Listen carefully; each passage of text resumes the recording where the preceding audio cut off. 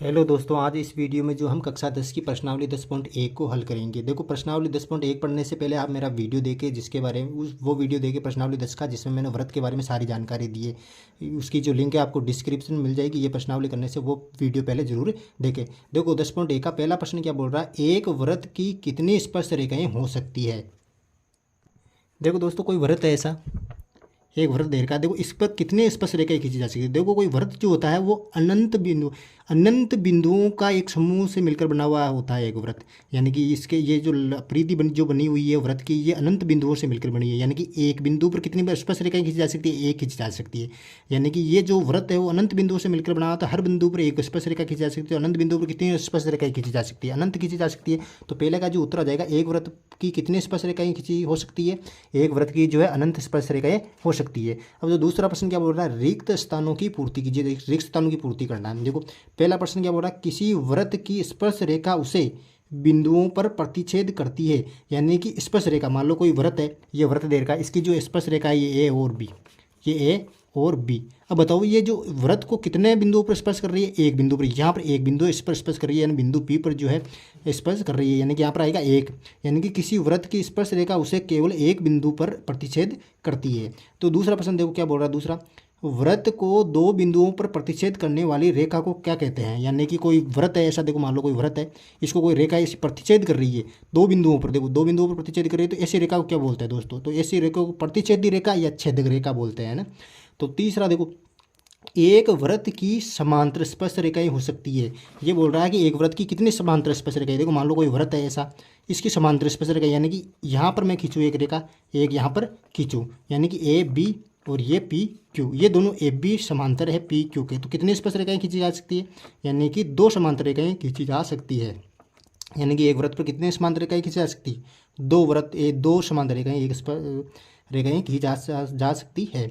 देखो, चौथा क्या बोल रहा है, वृत्त तथा उसकी स्पर्श रेखा के उभयनिष्ठ बिंदु को क्या कहते हैं। अब देखो, यहाँ पर आओ, पहले वृत्त के अंदर कोई स्पर्श रेखा है। देखो, ये वृत्त की स्पर्श रेखा है और वृत्त, ये वृत्त है। वृत्त और स्पर्श रेखा का उभयनिष्ठ बिंदु कौन सा, बिंदु पी। इस बिंदु पी को क्या बोलेंगे, इस बिंदु पी को बोलेंगे स्पर्श बिंदु दोस्तों। यानी कि वृत्त तथा उसकी स्पर्श रेखा के उभयनिष्ठ बिंदु को क्या बोलेंगे, स्पर्श बिंदु कहते हैं।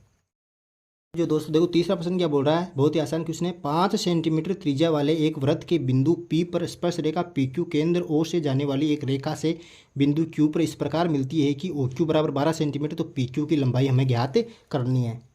देखो दोस्तों, तीसरे के अंदर एक वृत्त दे रखा है, इसका केंद्र O है और इसकी जो स्पर्श रेखा दे रखी है PQ। अब और ओ से एक रेखा जा रही है क्यू तक, बाह्य बिंदु कोई क्यू है, इससे एक रेखा जा रही है। ओ क्यू की जो लंबाई दे रखी है आपको 12 सेंटीमीटर दे रखी है। वृत्त की जो त्रिज्या है ओपी कितनी दे रखी है, 5 सेंटीमीटर दे रखी है। यानी कि इस प्रश्न के अंदर इस प्रकार का जो चित्र बनेगा। अब इसके अंदर जो स्पर्श रेखा की जो लंबाई आपको ज्ञात करना है, यानी कि पी क्यू की जो लंबाई हमें ज्ञात करनी है। अब हमें जो प्रमेय 10.1 क्या कहती है कि किसी भी जो वृत्त की जो त्रिज्या है वो क्या कहती है, स्पर्श रेखा पर क्या होती है, लंब होती है। तो ये जो 90 डिग्री का कोण हो जाएगा, ये हो गया इसके ऊपर लंब। यानी कि ओ पी क्यू त्रिभुज है, एक समकोण त्रिभुज है।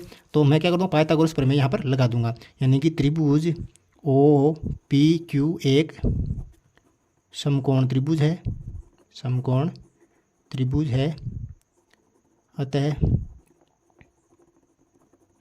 पाइथागोरस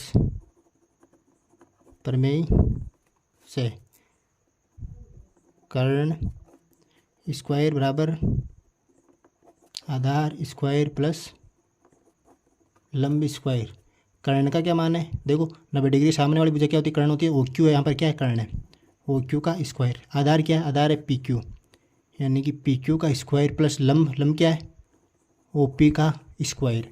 ओ क्यू क्या है, देखो ओ क्यू का 12 का स्क्वायर यहाँ पर हो जाएगा, 12 का स्क्वायर। पी क्यू क्या है, पी क्यू का स्क्वायर हो गया यहाँ पे पी क्यू का स्क्वायर। और ओ पी क्या है, ओ पी है 5 का स्क्वायर। और देखो 12 का स्क्वायर क्या है, 144 बराबर पी क्यू का स्क्वायर प्लस 55 25। अब देखो 144 है इधर, 144 हो गया, 55 25, ये 25 है, पी क्यू का स्क्वायर हो गया।